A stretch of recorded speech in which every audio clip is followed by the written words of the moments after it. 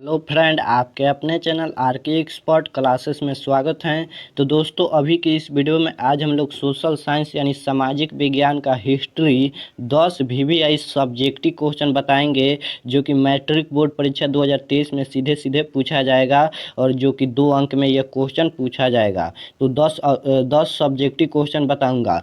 तो चलिए देखते हैं पहला नंबर क्वेश्चन। उससे पहले वीडियो को लाइक नहीं किया तो लाइक कर दीजिए, चैनल पर नए हो तो चैनल को प्लीज़ सब्सक्राइब कर लीजिए। चलिए स्क्रीनशॉट लेकर और कॉपी पर लिखकर सभी क्वेश्चन को याद कर लीजिएगा, बहुत ही महत्वपूर्ण है। चलिए पहला नंबर क्वेश्चन है, इटली जर्मनी के एकीकरण में ऑस्ट्रेलिया की भूमिका क्या थी? तो आप लोगों को बताना है कि इटली जर्मनी के एकीकरण में ऑस्ट्रेलिया की क्या भूमिका थी। तो चलिए इसका उत्तर देखते हैं। इसका उत्तर है, इटली तथा जर्मनी के एकीकरण में ऑस्ट्रेलिया सबसे बड़ी बाधा थी। ऑब्जेक्टिव में भी पूछेगा कि इटली तथा जर्मनी के एकीकरण में सबसे बड़ी बाधा क्या थी, तो ऑस्ट्रेलिया सबसे बड़ी बाधा थी। एकीकरण के पीछे मूलतः राष्ट्रवादी भावना थी और ऑस्ट्रेलिया का चांसलर मेटरनिख घोर प्रतिक्रियावादी था। पूछेगा कि ऑस्ट्रेलिया का चांसलर कौन था, तो मेटरनिख घोर प्रतिक्रियावादी था, आप लोग याद रखिएगा। उसने इटली तथा जर्मनी में एकीकरण हेतु होने वाले सभी आंदोलनों अथवा प्रयासों को दबाया। मेटरनिख की दमनकारी नीति के प्रतिक्रिया स्वरूप इटली तथा जर्मनी की जनता में राष्ट्रवाद की भावना बढ़ती गई। ऑस्ट्रेलिया में मेटरनिख के पतन के बाद इटली तथा जर्मनी के लोगों ने एकीकरण के मार्ग का सबसे बड़ी बाधा समाप्त हुआ।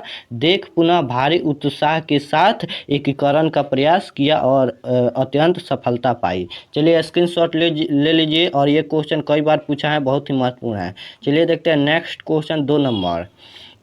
2 नंबर क्वेश्चन है कि दांडी यात्रा का क्या उद्देश्य था? तो आप लोग को बताना है कि दांडी यात्रा का क्या उद्देश्य था। तो चलिए इसका उत्तर देखते हैं। इसका उत्तर है, दांडी यात्रा का उद्देश्य दांडी समुद्र तल पर पहुंचकर समुद्र के पानी से नमक बनाकर नमक कानून का उल्लंघन कर सरकार को बताना था कि नमक पर कर बढ़ाना अनुचित फैसला है। साथ ही यह सरकार के खिलाफ सविनय अवज्ञा आंदोलन की शुरुआत का संकेत भी था। चलिए एक बार और देखते हैं। दांडी यात्रा का उद्देश्य क्या था? तो दांडी समुद्र तल पर पहुंचकर समुद्र के पानी से नमक बनाकर नमक कानून का उल्लंघन कर सरकार को यह बताना था कि नमक पर कर बढ़ाना अनुचित फैसला है। साथ ही यह सरकार के खिलाफ सविनय अवज्ञा आंदोलन की शुरुआत का संकेत भी था। चलिए स्क्रीनशॉट ले लीजिए, देखते हैं नेक्स्ट क्वेश्चन। 3 नंबर पूरा क्वेश्चन कीजिएगा, 10 वीवीआई सब्जेक्टिव क्वेश्चन है। चलिए 3 नंबर क्वेश्चन देखते हैं। तो 3 नंबर क्वेश्चन है, औद्योगिकरण ने मजदूरों की आजीविका को किस तरह प्रभावित किया? तो आप लोग को बताना है कि औद्योगिकरण ने मजदूरों की आजीविका को किस तरह प्रभावित किया। तो चलिए इसका उत्तर देखते हैं। इसका उत्तर है, औद्योगिकरण के फलस्वरूप बड़े बड़े कारखाने स्थापित हुए। औद्योगिकरण के फलस्वरूप बड़े बड़े कारखाने स्थापित हुए, जिसके समक्ष छोटे उद्योग टिक नहीं सके।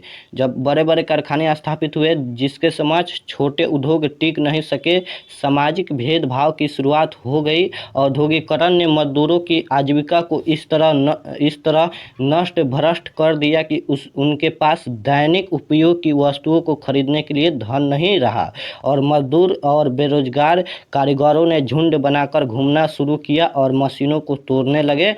अपनी स्थिति में सुधार की अपेक्षा उन्होंने आंदोलनों को शुरू किया। इससे वर्ग की संघर्ष की शुरुआत हुई। चलिए स्क्रीनशॉट ले लीजिए। 4 नंबर क्वेश्चन देखते हैं। तो 4 नंबर क्वेश्चन है कि विश्व बाजार किसे कहते हैं? तो आप लोग को बताना है कि विश्व बाजार किसे कहते हैं। चलिए देखते हैं इसका आंसर। बहुत ही महत्वपूर्ण क्वेश्चन यह भी है। चलिए इसका आंसर है कि विश्व बाजार उन स्थलों बाजारों को कहते हैं जो विश्व के अनेक देशों की वस्तुएं आम लोगों की खरीदने के लिए उपलब्ध कराती हो। जैसे भारत की आर्थिक राजधानी कहाँ है? तो मुंबई। चलिए एक बार और देखते हैं इसका आंसर। विश्व बाजार उन स्थलों बाजारों को कहते हैं जो विश्व के अनेक देशों की वस्तुएं आम लोगों को खरीदने के लिए उपलब्ध कराती हो। तो जैसे भारत की आर्थिक राजधानी मुंबई है। चलिए स्क्रीनशॉट ले लीजिए। नेक्स्ट क्वेश्चन देखते हैं 5 नंबर।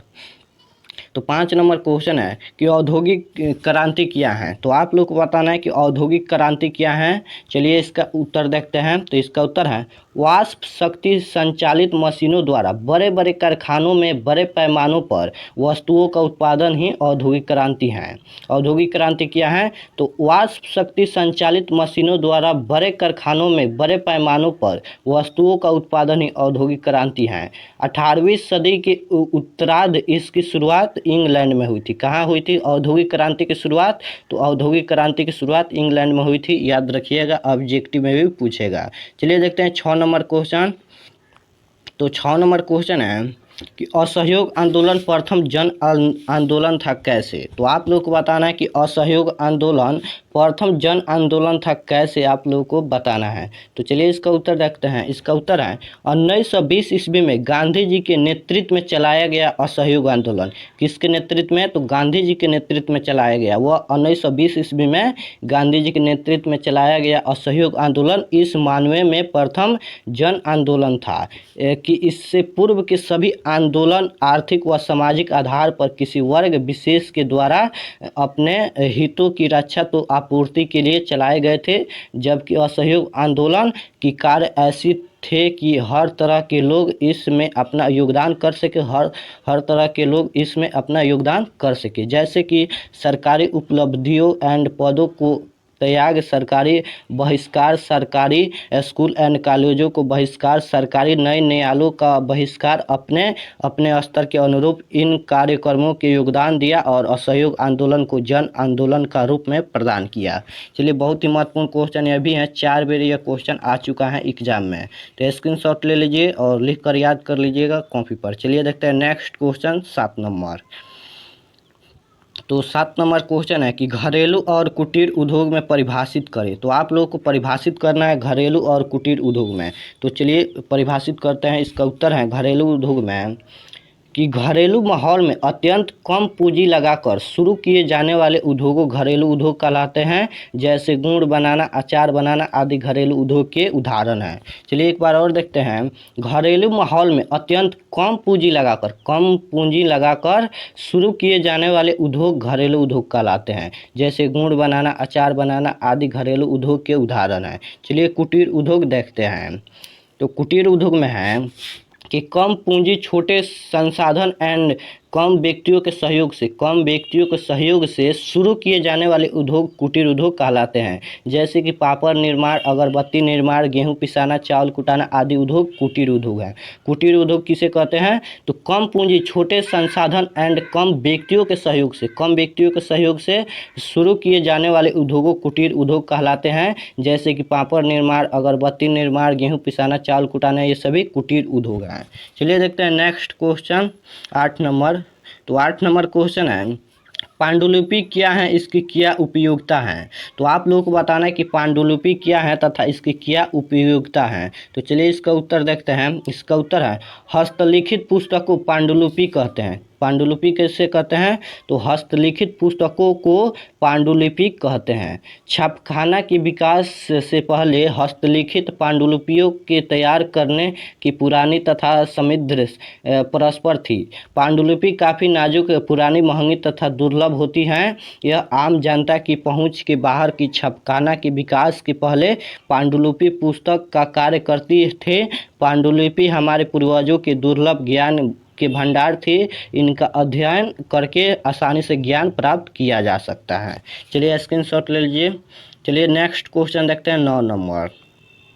तो 9 नंबर क्वेश्चन है भूमंडलीकरण किसे कहते हैं। तो आप लोग को बताना है कि भूमंडलीकरण किसे कहते हैं। यह भी क्वेश्चन बहुत ही महत्वपूर्ण है कि भूमंडलीकरण किसे कहते हैं। तो चलिए इसका उत्तर देखते हैं। इसका उत्तर है जीवन के सभी क्षेत्र का एक अंतर्राष्ट्रीय स्वरूप है। जीवन के सभी क्षेत्रों का एक अंतर्राष्ट्रीय स्वरूप है भूमंडलीकरण, जिसने दुनिया के सभी भागों को आपस में जोड़ दिया। भूमंडलीकरण कहा जाता है इसे।